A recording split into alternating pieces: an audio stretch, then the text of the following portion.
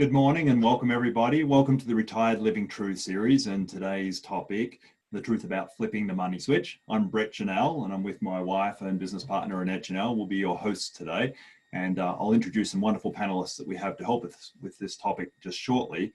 I just want to make sure with everybody who's joining the call that everybody can hear us. Those who already know how to put up their hands, raise hand, could you please just help us by raising your hand so we know that you are hearing and seeing us? Okay, great, thank you. I see some hands going up, so we know our technology is working today. So what I'd just like to do first, if I can get to the right place, is just go over some quick housekeeping for those people who are new joining us for the first time. So I just wanted to begin by first letting you know as we go through this today, you're welcome to ask questions. On your screen, you should have a little icon that says Q&A, question and answer. So as we go along, if you have questions, feel free to click on that box and type in questions. The format will be, we're going to ask and discuss with our panelists for the first hour. We'll cover some material, and then at 11 o'clock, we'll open it up to your question and answers. But if questions pop up and we can answer them as we go along, we'll do so. And then secondly, at 11 o'clock, if you want to raise your hand, and actually we'll unmute you and you can ask your question directly if any of the panelists will be able to do that also. So on the bottom of your screen, yeah, you should see Q&A. You should also, so hopefully on your screen, if you're able to see the slides, I know we have some people who are dialed in and obviously can't see the slides, but I've just highlighted the Q&A box, so hopefully you can see that and find it. Beside that, and sorry, when you click on the Q&A, it's going to pop up a dialog box that you can hopefully also see on your screen, and that's where you type in your question. And then also on the bottom of your screen or somewhere on your screen, you'll see a raise hand icon. And by clicking on the raise hand, that notifies that you would like to be unmuted and ask us a question or make a comment.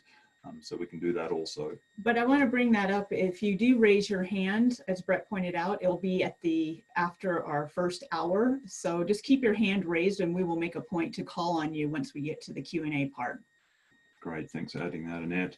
And if you're not seeing any of these icons on your screen, you might need to move your mouse around if you're on a computer, and then it'll cause a little box to pop up, which will give you access, and that's what I have highlighted on the screen. You might need to go over that with your mouse.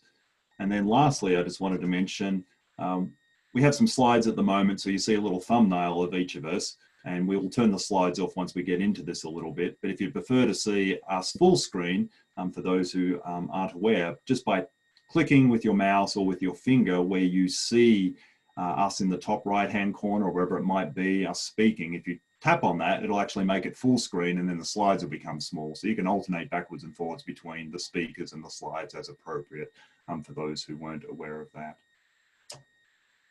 Just a quick thank you to our sponsors. It's kind of weird again, we can't wait till we're back in our full venue and we can actually see each and every one of our sponsors, but they've been helping us in the background with topics and everything and are very much part of this. So we just want to recognize and thank them for all that they do for us and making the seminar series possible. So just before we jump in and start talking about this topic, flipping the money switch, we always like to talk a little bit about how the topic came about. So it came about in two ways. One, as I was growing up, I had two uncles that were dear to me, and they ended up being very wealthy. And I remember as I was growing up, them telling me about all the things that they were going to do when they would retire, the trips that they were going to take with their spouses and the various things that they wanted to be able to do. But at the moment they were in that work phase of their life, they were accumulating wealth, putting money away. But unfortunately what happened is when they did eventually retire, they became older and could no longer do what they did. So they were kind of not forced to retire, but they chose to. They'd formed these habits over their lifetime of just saving money. In fact, one of my uncles, he was so conscious of money, he would go to, what's the equivalent here? You know, the thrift stores like Salvation Army, that's where he would go to buy his clothes and the family clothes. And even way up to retirement, he was still doing that. And he was a multimillionaire. He had vast amounts of property, all sorts of things, but still just had this mindset because he grew up with, he was actually raised by his grandparents. And he just grew up with this mindset because they'd come from, you know, hard beginnings way back in the, you know, early 1900s of save, save, save, don't spend. And those habits stuck with him. So in the end, both my uncles ended up passing away, multimillionaires, and the money was, the family was happy that they inherited all of this and the property and so forth. But my uncles never really got to enjoy it. It was always someday they were going to go and do all of these things. So that was in part how this topic kind of came about. And then for Annette and I, we own a real estate business and a move management business. And we work with clients, and some take advantage of what they've created and make a move, downsize, move to a more social environment. But then we meet with clients and we talk to the adult children, and they say, you know, mum and dad aren't going to do anything. The house is falling down around them, but they're just not willing to spend any money. They're not willing to improve their situation. So today's not necessarily about what we do with our money and saving money. Some of it's more of the mindset, giving ourselves permission to use what we've accumulated over our lifetime. And we're talking about those people that have the money, because we do recognize that not everybody has been able to accumulate those funds to be able to spend it. But what we're referring to are those people that have worked really hard all their lives and invested, saved, basically watched every penny, but now are at a point where they can reap the benefits of that and are not necessarily doing that. Yeah, so we basically have three categories of people. There are the people who are just getting by, fixed incomes, in a situation where they don't have a lot of resources. Then we have those who are doing well, but perhaps aren't using what they have available. And then there's those who are, you know, we know there's a few people who are really well off and who maybe are using it or aren't using what they have available to them. So we're really talking about those second two groups for today's topic of flipping the money switch. So with that all said, I'd like to introduce our panelists. We have two wonderful experts with us today, both Juliana and Kerry. So maybe if I could start with you, Juliana, could you introduce who you are and what you do and why you might be on our webinar today? So my name's Juliana Hart. I'm with Allstate Financial Services. I have been in the financial industry helping people with their money for over 22 years. I think I have encountered a lot of clients that are exactly what Brett and Annette are talking about. They have saved all of their lives, and I finally get them into retirement and they're afraid to spend their money, you know. And then I have other clients who have done it right and have enjoyed, you know, the fruits of their labor and lived a happy life. And, you know, it's really nice to see when people can enjoy their retirement, but I really encounter a lot of people who do not take the opportunity to enjoy that time once they are able to. So, thanks, Juliana. Kerry, welcome. Hi, thanks. I'm with Mutual of Omaha Mortgage. If you remember Mutual of Omaha's Wild Kingdom, you're in my demographic. I do reverse mortgages here in Reno. And the reason I'm here is because the reverse mortgage can be a very effective financing tool regardless of your circumstances. If you have a mortgage, it can help. If you don't have a mortgage, it can help. If you have money, it can be used as a great financial tool. If you don't have money, it's an even better financial tool. So that's why I'm here today. And we wanted Kerry to be here because there's so many misunderstandings and myths surrounding reverse mortgages and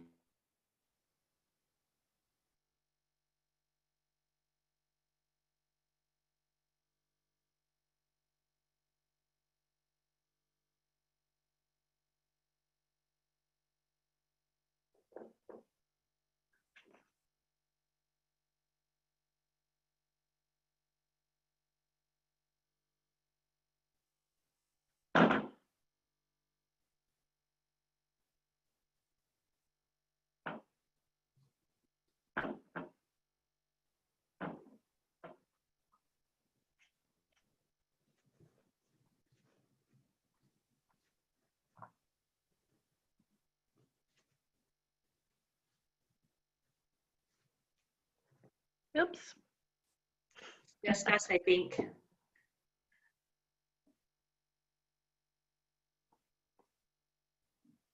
I think while Brett and Janelle get their, oh, there they are. Oh my God. technology. Yes.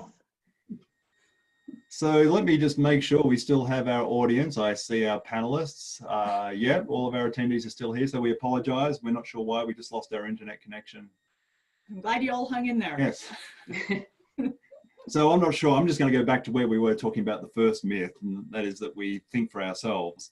And true to a certain extent, but over our lifetimes, we all form certain habits, we have certain beliefs, and they really impact the decisions we make in our life. So while we think we're thinking for ourselves, a lot of it is influenced based on past things that have happened to us. And that can be good or bad. It can be having good habits, but then sometimes, our habits no longer serve us as in the best possible way. And it is recording. Okay. Sorry, and that was just making sure we're recording this so we can get it out to everyone afterwards. Our habits, may serve us well, maybe during the wealth accumulation phase, but then perhaps in retirement, those habits, don't. So we just wanted to talk a little bit about that. Maybe if I could start with you, Juliana, where have you seen patterns and the way people make decisions maybe not best serve them as they move into retirement and are well into retirement? So I experience a lot of clients, they work really hard, they live really frugally in their accumulation phase, their working phase. And then when they finally get into retirement, they're so terrified that they don't have earned money coming in, that they are afraid to spend their money, and they end up not doing anything, sitting at home, not enjoying their retirement. They end up passing early of health issues with a huge pool of money that they could have been enjoying. I do have one particular client who I met in his late 60s. He was terrified to retire, a very smart CPA man. He was miserable to be around because he wanted to retire, but he was afraid to. I took a look at his assets and I told him, you can completely retire happily with a great stream of income. It took another year for him to come back into my office. And he said, I heard you. I think I'm ready to try it. Now he's the happiest person I know. It's been about 2 years and he thanks me every single time I talk to him. He thanks me for talking him into retiring because he thinks he would have never retired out of fear of not having enough money and income coming in. So it happens all of the time. So he was one of the lucky ones who changed his beliefs, and yes, versus those who stick to that and don't change. So he only lost a year out of his life. We know some people Yep. lose many, many years or never get to that point. Yeah. Yep. Mhm. Yeah, Kerry. Yeah, as for me, I taught economics and finance at university for 10 years before I got into reverse mortgages.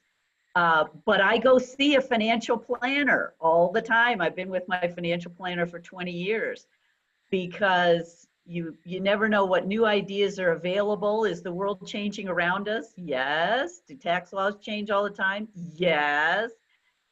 It's worthwhile getting expert advice. So I encourage you to, the very fact that you are all at this seminar shows you're open-minded enough to hear from other people. You still make up your own mind, but seeking advice elsewhere is helpful. Well, that's interesting. You just saying that because I know you're very financially smart and well educated, and yet you still have a planner. Yeah. Bask in the. Yes.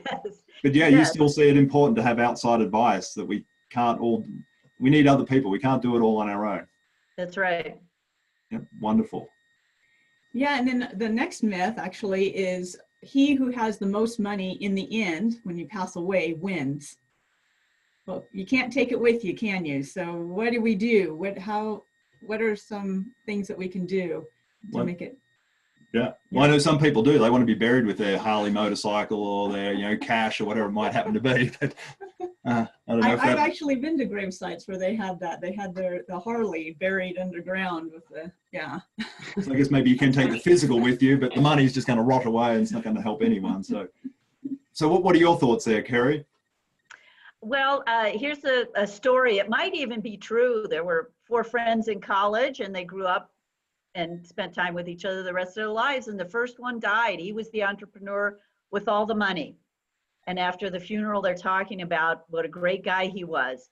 And the first fellow says, when I was in college, he lent me $10,000 to start my career, but I went into the priesthood, took a vow of poverty, and I really feel bad. I was never able to repay him, but it really changed my life. And the second fellow said, gosh, that's amazing, because shortly after I got out of college, I wanted to start my sandwich shop, and he lent me $10,000. And he says, I felt great. I was able to put people to work, and yet here we are at the end, and I never paid him back. And the third fellow says, what is the matter with you? He says, when I got out, he lent me $10,000 so I could go get my law degree. That career changed my life. It fed my family. It took care of my kids. I got my kids through college. He says, and I want you both to know that before they close that casket, I put in my check for $10,000 to pay him back. I love that. The check. Yeah. That's a good way to repay your debts upon death. Yes. Put in a check. Very good. Did you have, Juliana, do you have anything you want to add to? Yes, you can't take it with you. You do accumulate a lot of wealth. A lot of people do want to leave it to their families, make sure they are well taken care of. And there are ways that you can gift to your family while you are alive. They can enjoy their inheritance, so you can see it, kind of like your story there, Carrie. He was able to lend money. Once you're gone, you can't see your family enjoy that. And you know what? Your family may not need it. I have a lot of children who are telling my clients, spend your money. We want you to enjoy it. We don't want anything left over. So, you can set up plans to where you put money aside for your family and then you can spend the rest. But your money doesn't do any good when you're gone. If you already set everybody up, it's not doing anything for you. Enjoy your retirement while you can, physically and mentally. There's a lot of plans you can put in place to do that. And actually just the act of giving, like you're saying, you can give your inheritance now while you're alive and see the impact that you have on your family members versus waiting, just keeping it to yourself until you pass away, knowing that you want to pass it on to your children. So you can use it as well as giving it to the family. You can do things like take your families on amazing trips so you can enjoy it and enjoy the time with your family in Hawaii or whatever it is you choose to do. You can spend it that way and still be giving back. Yeah, that's terrific. Yeah. So is that like a period of time that we've grown up in, that many people think, I have to leave an inheritance for my children? Is that Yes. kind of, do young people starting out now, are they going to feel the same way? Or is that something people of our age or older have kind of grown up with, that's kind of instilled in us, and that's why we keep thinking that way? Any thoughts? Yeah, I think so. The studies have come out that my generation, I know I'm older than the both of you. I mean, we were preoccupied with not being a burden to our family, so we want to have all that money set aside. We got it all hoarded for them, and yet the generations after us are more concerned with experiences and not with stuff. And so, as Juliana mentioned, take your family on the vacation that you always wanted. They will reap the benefit of that long after you're gone. They'll remember that for a long time, more than the stuff. Yeah. And I guess it doesn't even have to be something expensive like a vacation, because maybe not everyone's in that position, but maybe just going out to dinner or just doing simple things that are maybe low cost, rather than, the word you used, Kerry, was hoarding. People are hoarding their money, and then a lot of people never get to use it. Yeah. So, yeah, and actually, Carrie, you had mentioned before about setting up a college fund or being able to do that for your grandchildren. And yes, we had a client who had her retirement plan. Her house was paid off. She had no mortgage. She set up a reverse mortgage line of credit that she used to fund her grandchildren's college education, to teach them about how to borrow money and all. So as each grandchild was eligible for college, she took money out of the line of credit, and then as they graduated college, they could pay her back. And with a reverse mortgage line of credit, when you pay back on the line of credit gets restored. So she always had money for the grandchildren. And then if the grandchildren failed to succeed after college, there was no hit to her, because she doesn't have to make a payment on the line of credit because it's a reverse mortgage line of credit. So if the children used the money and didn't pay it back, well, it came out of their inheritance anyway, but it was no hit to her. And it worked out very well. What she liked about it was if they went out and got student loans, the privacy regulations with student loans now was she couldn't tell what they were studying, what their grades were, what was going on. But if she was the bank, as a condition of her loan, she got to see their grades, made sure that they were majoring in something useful, that kind of thing. So that was very rewarding for her. And you had a case where nobody was waiting for grandma to die so that they could afford to go to college. Yeah, that's great. So she got Yeah. to see the good her money, her wealth was doing, or out of the reverse mortgage, or whatever the case may be. But at the Right. same time, she's being taken care of. Taken So care of her as needs well. are taken care of as well as being able to help the Right. kids. Yeah. Yeah, because we come across many people that are house rich, you know, they have their home paid for and all this equity tied up, but they have no money to do anything. So Mhm. Yeah. another good example of the reverse mortgage helping. So let's talk about the next one, that everyone has the same goal when it comes to saving money for retirement. So that's another myth. We all have the same goal. So how would you respond to that? Do we all have the same goal, want the same thing, have the same use for money?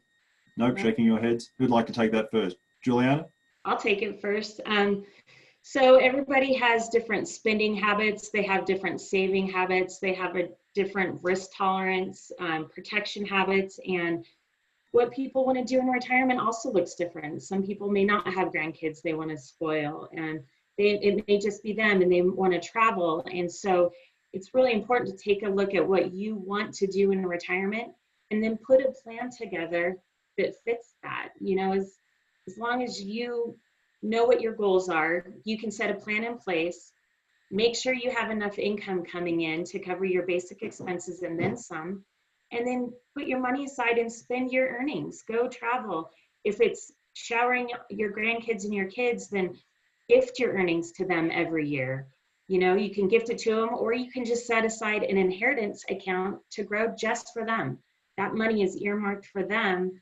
And then the rest of it you can enjoy and spend. But as long as you know that you have a plan to cover your expenses, then it is okay to save, to spend some of that savings. You know that you have emergency money. It's just letting go of that mindset that something's going to happen and I'm going to, you know, be living just off my Social Security. Well, if you do the pre-work and lay out your goals and set the plan in place, you can enjoy it. You can achieve the goals that you want in retirement. And don't listen to your neighbor, because they're going to have a different goal and they're going to be listening to somebody else who has a different goal, who has a different saving pattern. So really take the time to think about what you want and then talk to a professional, and then they can help you through that. Excellent. Great advice. Yeah, very good advice. Kerry? Yeah, we run into a lot of clients who either are the parents and their children are helping to care for them because they're getting older and infirmed, or the other way around. We talk to people who are caring for their aging parents, and the parents, it can be a crushing situation. And with a reverse mortgage, you can finance home health care to give your children a break, and you have the dignity of not being a burden to them. So a reverse mortgage monthly payment plan, a tenured payment plan, can take care of home health care.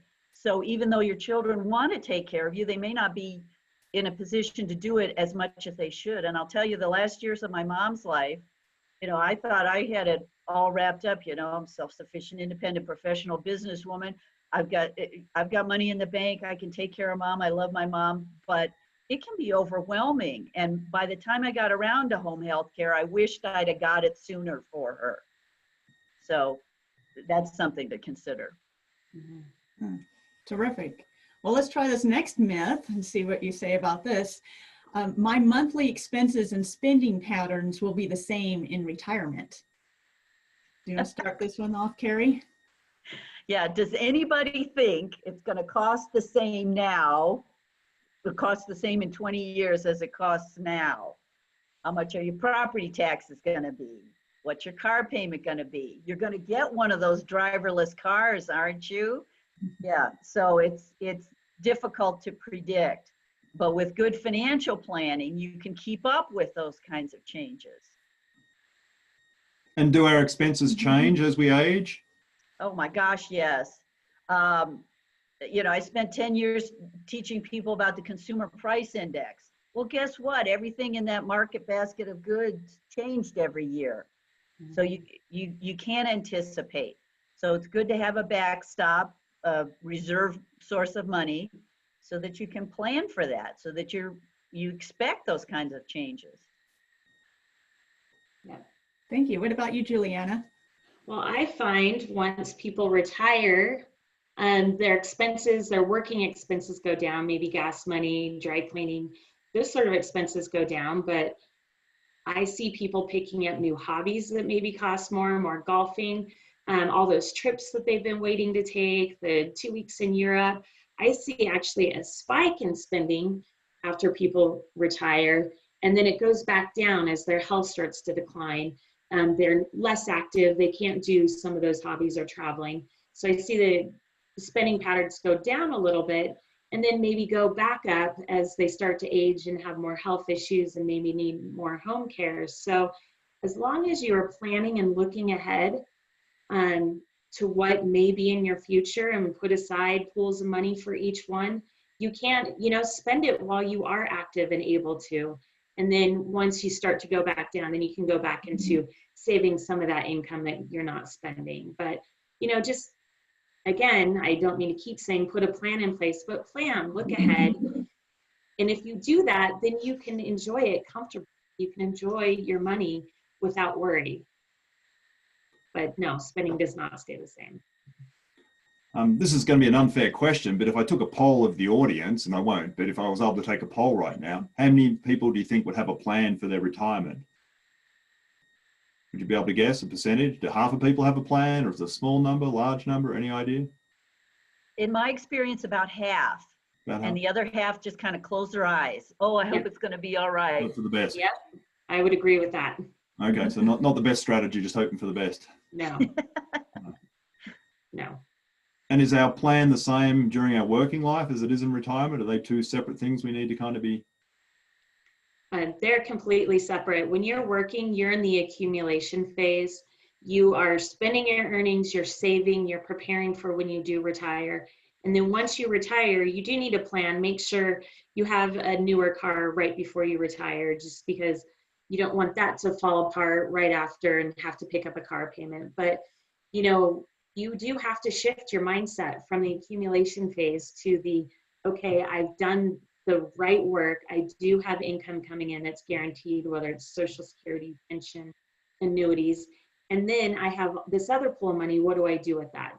So how do I comfortably spend them? You can live off just the earnings and keep the nest egg and keep that for emergencies. But it is a huge shift that most people don't make. They try to stay in that accumulation phase. And so all their retirement money coming in, they're trying to save and put it in savings rather than just enjoying it, maybe eating out an extra night a week, or, doing an extra golf game. But it is a separate mindset that you have to shift. And then, again, a professional can help you with that, because for people, it's very emotional. It's an emotional thing that it's hard to disconnect from. So when you can talk to somebody who does this, helps people for a living, they can help you navigate that uncomfortable shift. So you're talking about being able to have that extra night out, or maybe buy a slightly more expensive meal, depending on what financial position we're in. Yeah. What about those people, though, that are kind of nervous about the market, especially now, for example, and all their money's in cash, or maybe it's always been in cash? Is that the best place to have money in terms of making it work for you so you have the best possible quality of life? No, not necessarily. I hate this term, but people like to say, going broke safely, losing money safely. There is inflation that you have to account for. So there are a lot of places people can go that are not at market risk to earn interest, to even just keep up with inflation or have some extra earnings to spend. But sitting on cash, no, is not always the best option, because of what Carrie mentioned. Inflation is coming in. Inflation happened. I don't know if you guys notice how expensive grocery shopping is, but even just what has happened recently in the past 3 months has made that go up about 14%. So, If again, you're having earning 0.1%, sorry, Julianne. No, go ahead. I was going to say, so if you're earning 0.1 or 0.01% on that money sitting in your savings account, you're actually going backwards every day. Yeah. Because of inflation and the cost of things going up.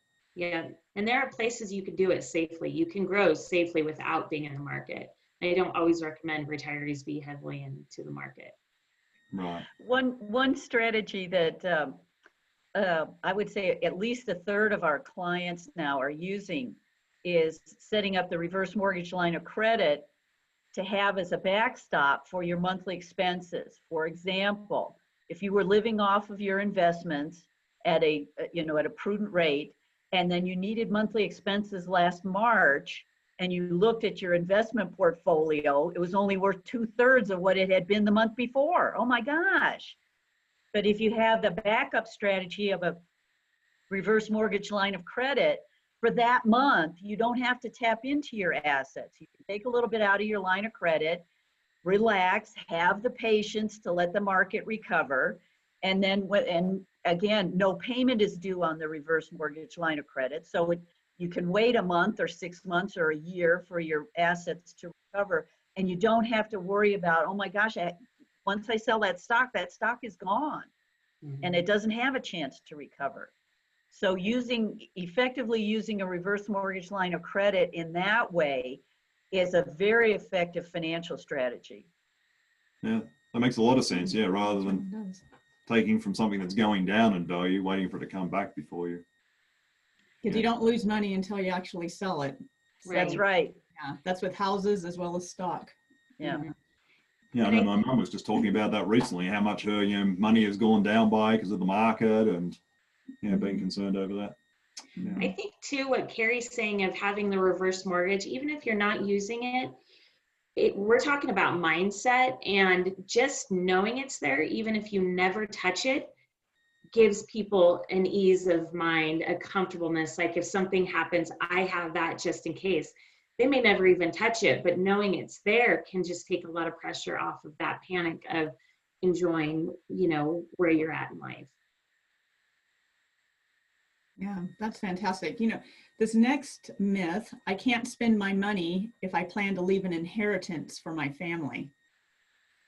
I've actually had quite a few people say that they plan on leaving everything to their family members. And I know we mentioned this a little bit. Juliana, you had brought up the fact that you may want to ask your family members if they even want what you have. Yes. You may be surprised by the answer. Mm-hmm. Do you have anything you want to add to that? Yes, absolutely. Definitely talk to your kids. I feel, well, it's about, 50-50, but most kids want you to enjoy it. Make sure you have the best health care. Make sure you enjoy retirement. Talk to them before you really decide that you're going to leave everything to them. And then I mentioned it earlier, if you do want to leave an inheritance, take a pool of money, earmark it for them, let it grow, and just know that that's for them. That way you can still leave them a legacy and enjoy the money that you've saved. Or gift every year. You can gift money to your family every year without having any tax implications. And then that way you can see them enjoy college or down payment on a new house or something like that. But that'll bring you joy, being able to see them enjoy their inheritance rather than just sitting on it the whole time and not spending it and then giving it to them later. Yeah, I deal with the side only with people's houses. So ask your kids if they want your house. We had a client whose house was paid for, and they knew their children didn't want their house it was up in Incline out in the woods. And so they took out a reverse mortgage so that their children had a down payment so they could purchase the house that they wanted. They fully intended to leave their house to the kids anyway. So when they passed, they could sell, the children could sell the parents' house, pay off the reverse mortgage. But all this, for the past 20 years, the kids have been living in the house that they wanted, that their parents were able to set up for them. Yeah, it's terrific. Being able to give that to your kids and actually see them, your kids, your grandkids, whomever you want to gift the money to, actually see the fruits of that instead of waiting until you pass away and you don't see any of that. Yeah, and the reverse mortgage is unique in that respect because you may have given up a piece of your equity in your house, but you still get to live there the rest of your life. We're not closing off rooms because you don't own them anymore. You get the whole house for the rest of your life. It can never be foreclosed. It can't be recalled. You're protected as long as you live in that house. So it's the best of both worlds. So Carrie, I have a quick question for you, because we'll often talk to people and they're asking us for options and so forth, and we'll say, well, have you spoken to someone to see whether a reverse mortgage in your situation would be a good fit or not?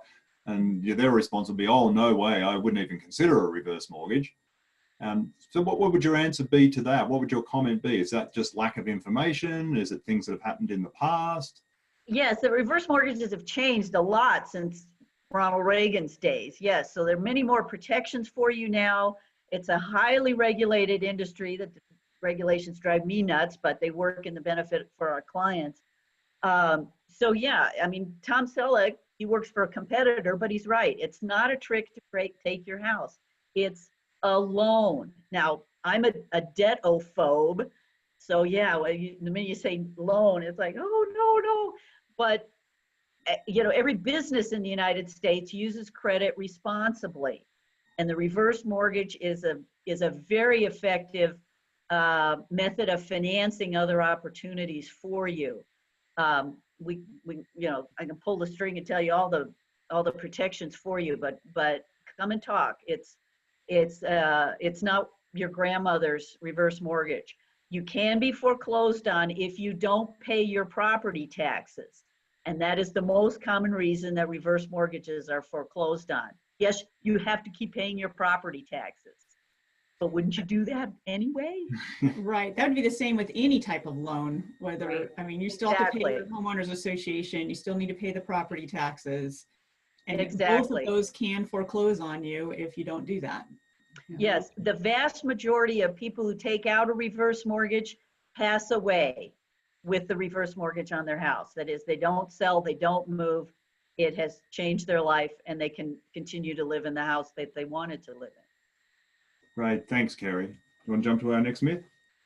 Yeah, so the financial media is working for you. Carrie, you want to start on that one? When I was in college and studying finance, I always wondered, if they're so smart, how come they're working for a living? So yeah, they're working for their fees. I mean, I'm doing this. This is my third retirement job. And I do this because every time I close a reverse mortgage, I know I have helped somebody. That makes me feel real good. And ask your financial planner, are they in it because they love helping people, or are they in it because they're amassing their wealth? The financial press is, depending on who you watch, often emphasizes everything that's bad because people tune into bad news. But there's so much good going on. Find the people that are talking about what can actually make you money, what can actually protect you, what can actually help you. When they talk about success stories, those are the people to listen to. Great. How about you, Juliana? I think it's important to take information in that you are hearing from the news, but they're working for you in a way that kind of benefits them. They're coming at you from their perspectives. Kind of like everybody's retirement goals are different, their own savings plans are different. So is the message that's coming to you. They're coming from different perspectives. And so if you're just taking one piece of information from the news and going off that solely, that may not suit you. That may not suit your goals in your life. And you do have to recognize that they're delivering a message that does benefit the area that they're helping people in. So you listen to one person that says, no, annuities are terrible, terrible, terrible, don't do that. And then you listen to somebody that says, I think they're the greatest investment tool in the world. I think it's really prudent to listen to both sides. You cannot just listen to one message and not look at the other side of it, because you got to take who's delivering it and how it benefits them. And so you need to find the shoe that fits you. And by doing that is getting information. We have the internet, we have advisors. Don't just talk to one advisor. Don't just listen to one news channel. I used this example earlier. It's like Fox News versus MSNBC. Two different messages, two different points of view. You got to find the middle ground, even with the financial news. It's really important to do so. So I think that's a really great point you made, that, yeah, what is behind the message they're pushing? Why are they so strong on whatever it happens to be? And it's usually because, yeah, there's something in it for them. That's how they make money. Yeah. Being able to have a more rounded, multiple opinions, views. Yeah. How does that work? I mean, financially? I have an MBA in finance, and trying to read a prospectus or the investor information that they put out, it's like, no, that's not going to work. Yeah. don't think so. So Juliana, if I'm looking for a financial advisor like yourself, how do I make sure I've got someone who's really working for me? They're not just trying to push me in one direction. Well, I Is there think anything I it's should look really out for? I think it's important to meet with more than one before you settle on somebody. One, you have to trust them. I would like to think most people in my profession are ethical, but you know, you have to be careful of what firm they work for, what products they offer, you know, what your goals are. So I think it's important to sit with somebody, tell them what your financial goals are, and see what they have to say, and then go talk to somebody in a different kind of area and see what they have to say, and find the one that fits you. Because again, it's not a one size fits all. Everybody does it differently. And I do think information is key when you're talking to somebody, but you got to make sure that you trust them. Trust is the number one thing when you're doing finances. You have to be comfortable with your advisor. And is your advisor listening to you, Mm-hmm. or is he pushing a plan that worked for somebody else? Yeah. That's a great point, Kerry. Yeah. If they're not asking you questions about what you're wanting to achieve, then that's probably the wrong person. Right. They're just trying to sell you on some product stuff. Telling you what you need to do rather than Right. asking you what you want to do. Right. Your goal is, yeah. Which kind of falls right into our next myth. A financial plan is a waste of time at this age. I've got this far with that one. Why do I need to bother now? Right. Well, obviously that's wrong, in my opinion. You need to plan your whole life. You need to plan for your accumulation, and then you need to plan in retirement. Because at this point, you don't want to go back to work. That's not the idea. You don't want to be 80, you know, the Walmart greeter. So you need to plan, make sure your expenses, basic expenses are covered, guaranteed. You know that you're going to be okay.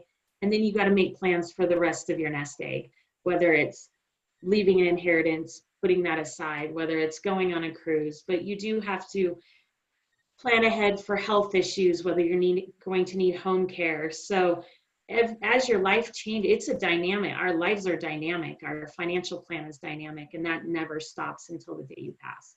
Because you could be 85 on your deathbed, and then you decide to give all of your money out until the day, you know, it's going to change year to year, your plan is. So very important to revisit it regularly, even in retirement.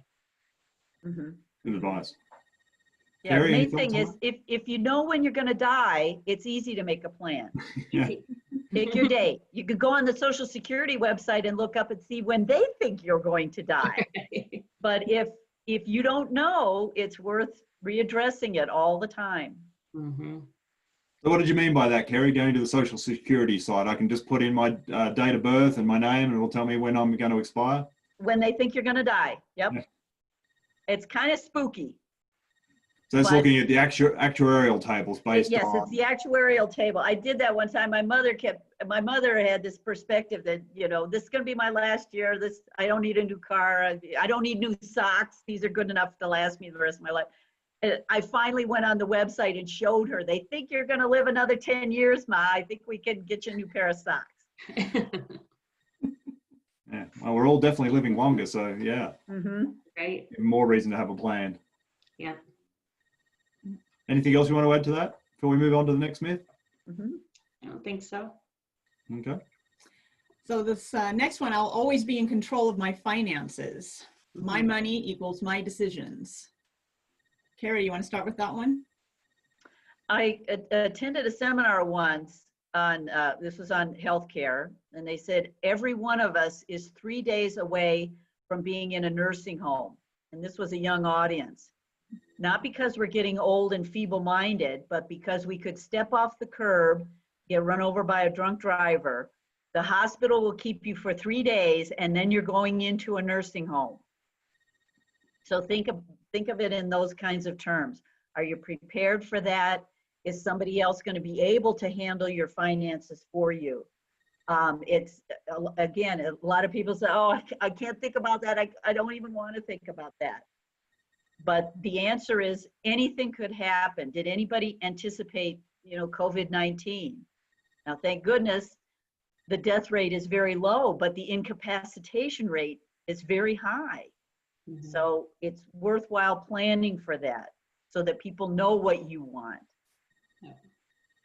And also, I mean, as you age, the eyesight, I'm just thinking, I've met so many people, including my grandmother, where cannot see very well. So needing help with that, just opening the mail can be challenging, let alone, or I shouldn't say opening it, reading the mail. Yeah, reading the bills, Yeah, who the reading the bill, or bills. reconciling the bank statement to make sure everything's, yeah, because like your dad helps your mum, That's right. not your mum, My his grandmother. mum, your grandmother, yeah, with all of that. So at some point, yeah, we may not be able to do that ourselves. Mhm. Yes, so preparing and knowing who's there to help with that, what you have in place. And like you said, Carrie, 3 days from a nursing home, we need to make sure we've got stuff in place now. Yeah. And make sure that those coming after you that will be helping you with your money know what your goals are.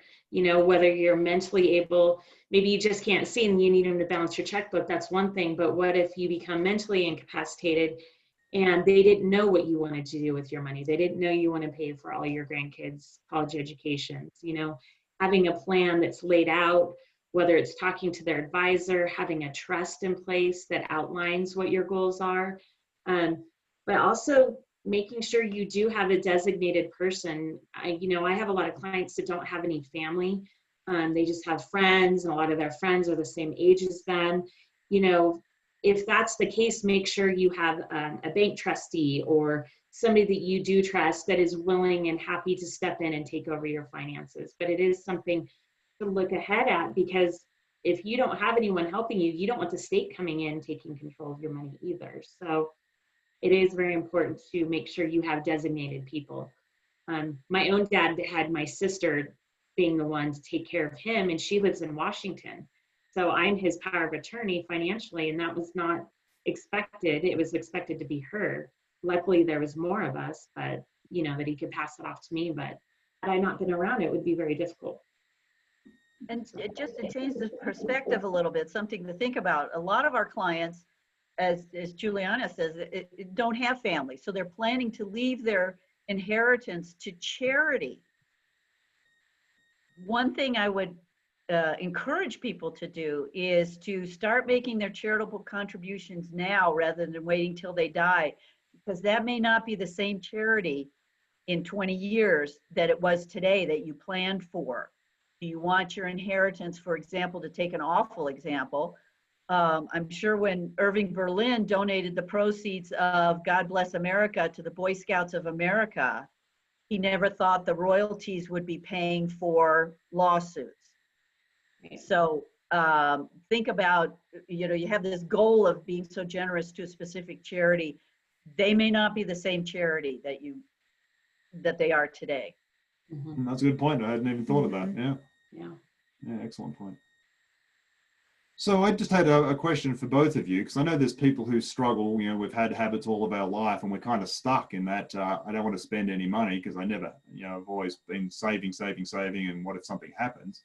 Do you have any advice or suggestions for anyone kind of struggling with that, trying to get over that hurdle of giving themselves permission to maybe use what they have in a different way to get more out of life?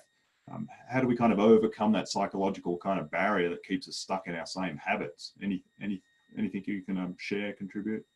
Yeah, I'll go first. I do think you should talk to a professional, somebody that can lay out what you have and show you are okay. This is your income. These are your expenses. All your T's are crossed, your I's are dotted. This pool of money, we can generate, some interest for you to spend here, but talk to somebody, and don't just talk to your neighbors or your people you have coffee with, because they're the same age, they're struggling with the same probably issues as you. They grew up with the same parents in the Depression era that don't want to spend. So go talk to people from a different perspective, an advisor, and they can show you that it's okay. You don't have to just think that it's not okay. Get advice. Talk to somebody maybe a little younger who does have a different mentality and say, well, the world has changed. We don't need to hoard money anymore. Get advice, because if you keep talking to the same people who have the same ideals as you, you're never going to get out of that mental rut that you're in, that it's not okay. No, that's great. Do I have to be wealthy to come and talk to a financial planner to get advice, to get a different opinion? No, there's financial advisors all over town that, you have them at the banks, you have people at Allstate, you have people at, Merrill Lynch. You don't have to have a lot of money to go get advice. I do this because I love helping people. I love it when somebody walks out of my office and says, I'm so excited. I never thought I could be excited about retiring and feeling comfortable spending my money. That makes me feel good. And I know there's a lot of people that do what I do that get that same satisfaction. So no, you don't need to have a lot. And does it cost me money, for those who don't know, to go and meet with someone, whoever that advisor would be, whether it's you or someone else at a bank or wherever it might be, to have that initial kind of conversation just to try to work out, do I even want to pursue this? Some places do charge, but most do not, to have a consultation. Some charge you to come in. Once they have your money, they'll charge a fee, but Sure. Generally no. To have a consultation, there is no charge. Yeah, so I can kind of meet you, Yes. kind of determine whether I think you can help me and I like you and I trust you, and Yep. then go from there based on the outcome Yep. of that. Yeah. Okay, Absolutely. good. And same for a reverse mortgage. Kerry, does it cost me to come and meet with a reverse mortgage expert like yourself to learn more, just to become a bit more educated to determine whether that might or might not help me? Not at all. And the first meeting is not even a sales meeting. It's an education meeting, because before you can act on a reverse mortgage, one of your protections is the government requires that you sit through a 1-hour counseling session with a HUD counselor, an independent third party who's going to give you the facts about the reverse mortgage. Hopefully it's a replay of the conversation I had with you, but regardless of which reverse mortgage person you talk to, you're required to be educated before you can get into it. If I could add one thing, we were talking about habits here. One way to break a habit, the hardest thing is always that first step. So something you might consider if you're having difficulty grasping this, I've got to save all this stuff. Give away something else. Give away some of your stuff to your kids. Start with that first step. I know before my mother passed away, she started giving away the china, or the flatware, or the stuff that we always admired about her. And once you break that first habit as I've got to keep it for their inheritance, no, it's a lot easier, and you realize the real benefits to everybody else of sharing. Mm-hmm. That's a great idea. And I guess that has benefits in many different ways. The thing you were saving, you might realize maybe they didn't want it, or if they do want it, you get to see their excitement and appreciation because you've done it while you're still here. Exactly. So, yeah, there's probably a lot of benefits there that are helpful. Absolutely. Yep. Yeah. Okay, I think do you have anything you'd like to add before we wrap this up and go to the attendees if anyone has questions? Well, like my mother used to say, there ain't no luggage rack on that hearse. You can't take it with you. I like that. That's a good visual too. I'd like to add, remember quality of life. Everybody forgets about quality of life. They're so focused on money and saving that they forget about enjoying the today, because we don't know. None of us knew we were going to be under quarantine for 3 months. That hit us out of nowhere. So things change every day. So remember to enjoy today. Mm-hmm. Mm-hmm. It's a great way to, and that doesn't necessarily mean spending a lot of money. It can be very simple things, can't it? Just just changing our patterns, our habits. Yep. Yep. Wonderful. So just before we open it up to audience questions, I just wanted to give people an opportunity to register for the next seminar that's coming up. So I'm just going to put a poll up on everybody's screen. So in front of you on your whatever device you happen to be on, you should have a short little poll just asking if you'd like to register for the upcoming seminars. First one's on July 16th, the truth about avoiding scams and other deviousness. We'll have some fun with that. And then in August, we have the truth about the aging brain. As we age, obviously, things start to change. So we'll talk about that and what that means. And then on September 8th, we have the truth about going from we to me. And that one's all about those people who are maybe a couple thinking forward at some point. Unfortunately, we're going to lose our partner. How do we prepare for that? How do we manage that transition? And then there's those people who have already become a me recently and are kind of, what are the resources available to us to try to get through that, whether it's grief or dealing with our finances or whatever the case may be. And then we just had a second question, just related to us trying to get back to our venue and doing these seminars in person. We're just trying to gauge when people might feel comfortable going back. So we're not sure whether we're going to be able to go back in July or whether it'll be August, but we just wanted to know whether how our audience feels about going back. And kind of our idea is, hopefully if we can pull this off, we'll go back and do them in person, but also do it via this format at the same time via webinar. So those who feel more comfortable at the moment being at home, we'll still be able to enjoy it the way we're doing right now and interact. We'll still do the Q&A and everything. And then those who would like to be there for a whole range of reasons, getting to see Annette and I and all of our sponsors and each other and so forth. But of course, when we do it in person, it is going to be following the guidelines. So we will not have the big group that we've had in the past. We'll still use a large room, but a significantly smaller number of people so that people can space out. Yeah, so I'll just leave that poll up for a moment. And yeah, just to share with people, I guess, because I'm seeing the results coming up live for those who are interested. We have about 50% of people who have responded would like to be back, feel comfortable in doing so. Have about 10-12% of people who at the moment don't feel comfortable, and we totally understand that. And then we have about 40% of people who are undecided, are still trying to evaluate, and we understand it's changing every day. Every day you watch the news and there's a different opinion, different advice. So yeah, it's kind of hard for all of us to work out what to do. So I'm going to just end the polling. If you weren't able to register because maybe you're dialed in via the phone, just give us a call and we'll happily get you registered for any of those events, or go to the website and you can do so.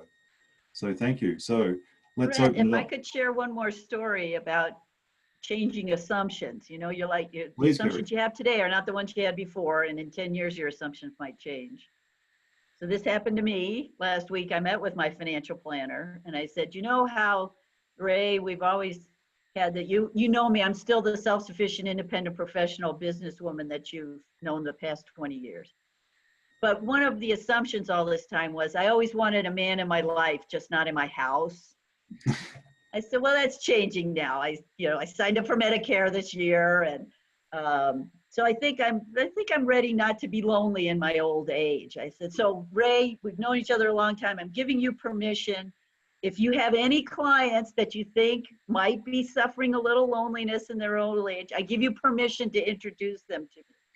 The next day, I got a phone call. Very nice gentleman on the wire. And he says, yeah, Ray said I should call you. And I thought, oh my gosh, I'm not even ready. Ray is really on the ball. This is so great. He says, yeah. He said you might be able to help me with a reverse mortgage. I said, oh, yeah, I guess I can do that. Okay. The point is, keep revisiting your assumptions. So Kerry, is this a shameless plug to our attendees? Should there be a available single man? Yes, if you have been entirely charmed, yes. Yes, visit my website, reversemortgagereno.com. My phone number's on there. Very good. Excellent. But just let me know up front whether you're calling about a reverse mortgage or something else. Yeah. It could be embarrassing going down the wrong path. Yes. Yes. So for those who would like to have questions about of Kerry and Juliana, you can do this in one of two ways. You can type into the Q&A box, so clicking on the Q&A and typing in your question, or even better yet, doing the raise hand, and we'll unmute you and you can directly ask your question. And if you're dialed in from a phone, then you can press *9 and that will allow us to know that you would like to speak, and we'll unmute you.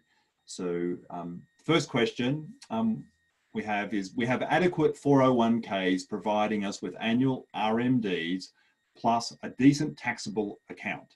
It may sound silly to say this, but I'm concerned with, in later years, running out of RMDs, so required minimum distributions, do I have that right? If we're lucky enough to live that long. Any ideas how to replace RMDs in later years? I'll take that. So thank you. I know it's not for me. Yep. I think the question is they're worried about running out of money, and there are a lot of financial vehicles that you can put in place that will guarantee that stream of income will continue to come to you for the rest of your life. So that is a common concern, people running out of their money. People are living a lot longer than expected. And so that's where it's important to talk to a professional about options on how to make that continue for the rest of your life. Okay, so this person should either go back to their financial advisor if Yes. they have one, or seek out a financial advisor to make sure Yes. things are working Yep. to their advantage. Okay, great. Thank you for answering that. And had a hand up. No, put the hand down. Okay. Next one. What are the costs of a reverse mortgage? So that would be for you, Kerry. What does it Okay, cost us to first get a of reverse all, mortgage? when you get a reverse mortgage, you don't have to write a check. So all of the costs of your reverse mortgage are added to the initial balance of your loan. So getting into it is very easy. Getting out is very easy as well. You just pay it off. But there are 3 costs associated with a reverse mortgage. The first is mortgage insurance. It's an insurance program run by HUD. This is an FHA loan. So you'll I'm going have to an stop you, initial. Kerry. Those terms you're using, hard FHA. What does that all mean? Okay, so the HUD is the Department of Housing and Urban Development, who runs the program. We are a bank, we participate in the program, so we would make the loan, but HUD makes the rules. So the first cost is the initial mortgage insurance premium that goes directly to HUD. That's going to be 2% of your home's appraised value. The second cost is our loan origination fee. That can go from $0 to $6,000, and it works the same as with a regular mortgage. The higher the interest rate, the lower the origination fee. The lower the interest rate, the higher the origination fee. So it'll vary in that way. But there are now many credits available for that.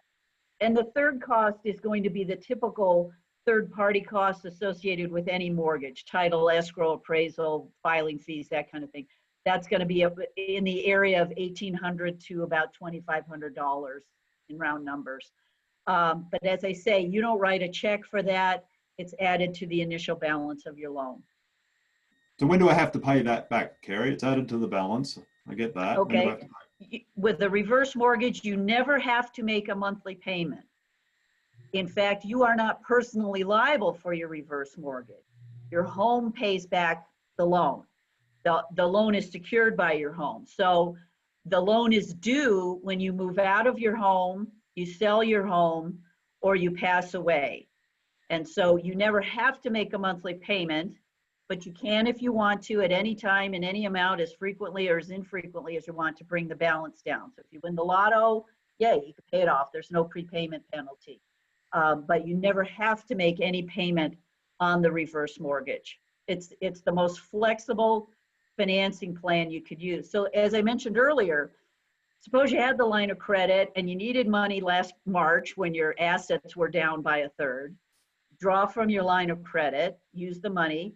When your assets bounce back, as we expect them to do, and we hope that they do, you can pay down your loan, and you can go back and forth. Or like the grandmother that funded her grandchildren's education.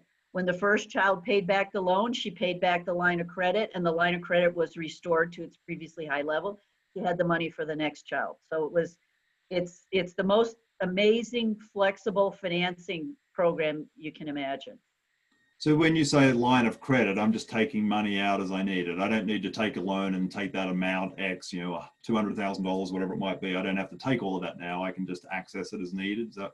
That's right. And one of the protections for you, so we reserve that. It's a promise, it's a contract to lend you that money when you want it, when you need it. One of the advantages is, one of the protections for you is, it cannot be recalled, it cannot be foreclosed, and it cannot be reduced regardless of what happens to the value of your home. So the loans we wrote, for example, were based on home values in 2006 when the market was way up here, and suddenly the market crashed in 2008. The people that had a reverse mortgage line of credit were not affected by that. Their line of credit was still up here. It did not get reduced. It's an amazingly effective financing program. Yeah, well, to that, I guess that's one big advantage, because I know we had an equity line of credit, just a regular one. And when that all happened, we got that letter saying, we've cut it in half. You no longer have all of that. And then later on, it was like, no, you don't have any. We're frozen it. It can't be frozen. And your line of credit limit grows at the interest rate plus 0.5% every year. So it's continuing to increase. If you don't, whatever is left in the line of credit, the limit grows every year. So theoretically, it's keeping up with inflation, at least, if not doing better than that. So it's really, like I say, about a third of our clients are using it for just that financing purpose. A couple of the loans I'm most proud of are the self-sufficient, independent, professional business women that have their own business, and they use that as a backstop to unpaid accounts receivable. Oh, I didn't get paid this month, so I can draw from my line of credit, pay off my creditors, and when my clients get around to paying me, I can pay back the reverse mortgage line of credit. Yeah. We do have a couple questions actually pertaining to reverse mortgage that we can drop down to. One is, are you paying interest on the expenses over the life of the loan? You're accruing interest on the loan. So every month your loan balance gets bigger by whatever the interest rate is. And there's a 0.5% mortgage insurance on the unpaid balance every year. So yes, your reverse mortgage is getting bigger every year if you never make a payment on it. Now, presumably your home value is also rising. So as a percentage of your home value, depending on all the market conditions, it may keep up. But you don't write a check for the interest. So you're not paying interest, you're accruing interest on the loan. And just as a point of reference, several of our clients use their required minimum distributions to pay down their reverse mortgage. They don't need the RMD. They don't want the RMD, but your government is protecting you by making you take it. So they use the RMD to pay down their reverse mortgage balance. The advantage of that is that they depending on your circumstances, you can get a tax deduction because any payment you make is applied first to the accrued interest. And depending on your circumstances, that could qualify for the mortgage interest deduction. That's great. Well, the other question regarding reverse mortgage is, if the house is held in a trust, can you get a reverse mortgage? Yes, if it's a revocable trust, which the vast majority of them are, yes, and we recommend that. I'm not an estate planner or a trust attorney, but that's a very good way of protecting your interest in the house, passing it to your children.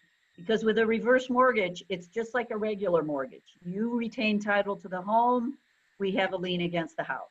That's it. So it would pass automatically to your heirs. Yeah. Terrific. Excellent. Could I take out a reverse mortgage, take all of that money and go play on the stock market with it? When you get the money, you can do whatever you want with it. There's no restriction on it. However, as your reverse mortgage advisor, I would recommend against that strategy. Okay. We do have clients, however, that, for example, they sell their house in California and get $600,000 out, and they think, oh, I'll come to Nevada and buy a house for $600,000. And they put all the money in the house. Now you got no money in the bank. If you purchase the house with a reverse mortgage for 40 to 50 to 60% down, then the remaining funds, then you could call Juliana and say, please invest these funds for me. That's an excellent strategy. But no, we don't recommend you borrow the money and go to Vegas, or borrow the money and play the market. It's legal to do so, but we don't recommend it. But I do want to address Mike Colson's question, if I could. Yeah, we were going to ask that next. Please. So, Mike has written here, financial newsletter I subscribe to advises to keep some kind of active income in retirement. This reduces the amount of income needed from savings and keeps me active. This way, my savings go much further and the brain stays active and I have a sense of being productive. What do you think? Ordinarily, I'd let Juliana go first, but I'd like to go first and say, yes, it's a great strategy because that's what I did.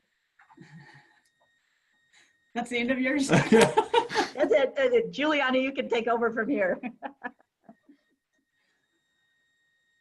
Oh, Juliana's on Yeah, mute. you're muted, Juliana. Yeah. There we go. Okay, so I do think that is a great strategy. It does keep people, it's what keeps you living longer. It keeps your mind active. It keeps you happy. You have extra money to spend. But But again, it's not a one size fits all. Some people really don't want to work in retirement. That is completely against, they would rather golf or go to quilting classes or whatever that may be. So, you know, for the people who want to do it, I think it's a fantastic idea. But again, it's not a one size fits all. You know, everybody has different views on what they want. So again, talk to a planner, someone who can help you work through that. Yeah. We answered that one. Jump down to the next one. And I think we answered this. Yeah, does the value of the reverse mortgage go up when the value of the house goes up?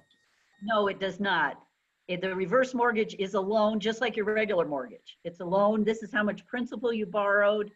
We're adding interest to that every month. So your loan balance is increasing at the interest rate plus that mortgage insurance premium from HUD. So the reverse mortgage is going through negative amortization, which means it's getting bigger every month if you don't make a payment on it. But no, if your house suddenly increases substantially in value, you can refinance your reverse mortgage and take even more money out if you want to. But no, we only look at the value of your house on 2 dates. The date you take out the loan, because that tells us how much we can lend to you. And then on the date of the maturity event, which is when you move out of the house, you sell the house, or you pass away. One of the guarantees for you is that you can never be upside down with a reverse mortgage. So if you choose to get run over by a Volkswagen on the day that housing values crash and suddenly you had your house value here and your loan value here and suddenly your house value drops dramatically, you cannot be upside down. The government or we can only collect the outstanding balance on your loan or 95% of the current market value of your house. So you are entirely protected in that regard. Right, thank you for explaining that. And that's all the questions we have at the moment. Did anyone else have any questions or would like to raise their hand? Raise hand. So let me just unmute you, Claudia. So you're free to talk, Claudia. You just need to click on the button on your screen. So, not yet. There you go, Claudia. Okay. My question is, once the house would be appraised, what is the percentage of the loan? Or, I mean, is it 100% of the appraisal? Is it 75% of the appraisal? That's a great question. The amount that we can lend to you depends on your age or your spouse's age, who's ever younger, or your significant other. You don't have to be married. The age, the interest rate on the specific reverse mortgage you're taking out, and the appraised value of your home. At 62, it's actually bigger now because interest rates are so low. But typically it's about 40 to 50% of the value of the home is what we can lend to you. The older you are, the more you get. Up to, if you're 95, I think it goes up to 75% now. Oh, okay. Thank you. Thank you, Claudia. I was just thinking it's a good idea not to be married to someone significantly younger than you. Yes, yeah, in that case, yes. But the best way to take an advantage of a reverse mortgage is to take it out early and live for a really, really long time. The most famous case is, of course, the name escapes me now because I'm getting feeble-minded, a lady in Paris who took out a reverse mortgage. She lived to be 120 years old, but she got regular monthly income for her entire life. She lived out her loan officer and she lived out the son of her, or she outlived the son of her loan officer. Oh, wow. And Kerry, is now a good time with low interest rates? Does it make any difference if I was thinking now versus another time? Am I better off now versus 3 years ago when rates were higher? You're absolutely better off now. It's always better to have the low interest rate at the front end of your loan. And the lower the interest rate, the more money we can lend to you. The higher the interest rate, the ratio goes down. So yes, now, like I say, now is the best time to get it set up. Even if you don't use it, set it up. Now you've got your plan in place. If you don't take any money out of the line of credit, that line of credit just grows every year. So it's not like you're locking into a fixed number today that might not be worth that much in 20 years. No, 20 years, it's going to be a lot higher. That's if you choose the line of credit. If you choose the lifetime payments, so you get a payment every month, those are guaranteed for your lifetime. That's not limited by, you know, oh, you lived too long, we're not going to pay you anymore. No, that's a good alternative. Is it better to pay down your mortgage now? Look at the interest rate on your mortgage and how much and what your monthly payment is. How much easier would your life be every month if you didn't have to make that mortgage payment? In months when you can make it, great, make it if you want to. You don't have to though. But if that's the month you want to take a vacation or go out to dinner or something, you're not tied into that.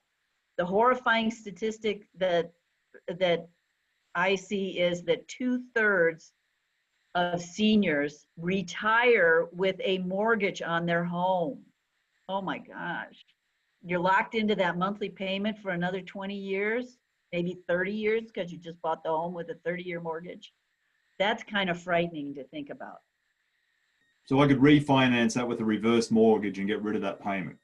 Get rid of that monthly payment. And for about half our clients, that's enough to change their life. Just not being locked into that payment every month.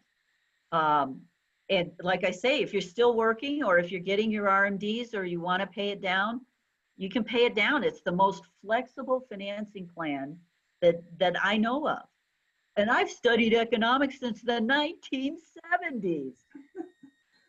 That's great. Well, we've got a question for Juliana. With the years of low interest we've experienced, what sort of an interest rate can someone 80 years old receive on an annuity?